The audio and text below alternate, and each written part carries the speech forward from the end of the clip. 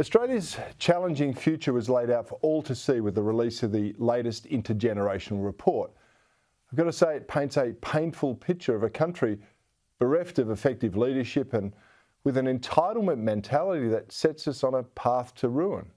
And before I get to some of the details, let's not pretend that these reports aren't intensely political documents and that very often they're completely wrong. I'll remind you, the first of these forecasts was released in 2001. It predicted a population of 25.7 million people for Australia by 2050. Well, we achieved that goal several decades early.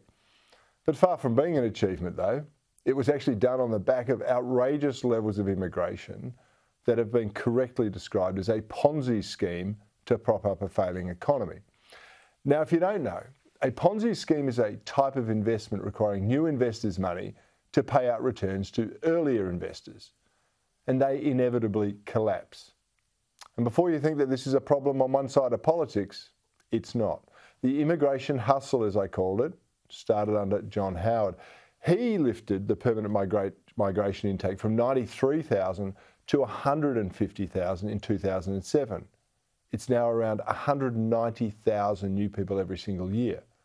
And on top of that, we've got 20,000 humanitarian visas, plus a giant rort involving international students.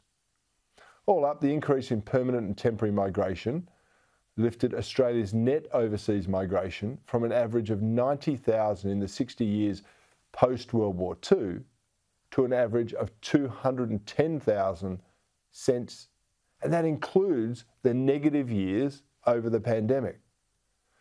Now, these policy decisions are set to add 14 million more residents here in the next 40 years. That is the equivalent of adding a combined Sydney, Melbourne, Brisbane and Adelaide to our current population. How do you think that's going to help our standard of living and the demand for health and power and water and housing and welfare? Well, it can't really help, can it? But the Intergenerational report says it's actually necessary to counter the ageing population we currently have. Essentially, we need to bring in new people to pay for the welfare of those who are here previously. See what I mean by a Ponzi scheme? But despite this newfound prosperity promise, the Intergenerational report also forecasts decades of deficits for the country. Deficits that all politicians promise they'll cure, but deficits that are going to be delivered by the NDIS, healthcare, aged care, defence, all examples of out-of-control government spending with terrible policy parameters attached. The IGR also predicts the needs for new and higher taxes. Well, I'm going to suggest the starting point for that is going to be targeting your superannuation. And that's because this government, and I suspect future governments, think that your super is actually theirs. So you can stand by for no lump sum withdrawals and the likelihood of superannuation death duties. Maybe not next year or maybe not the year after that.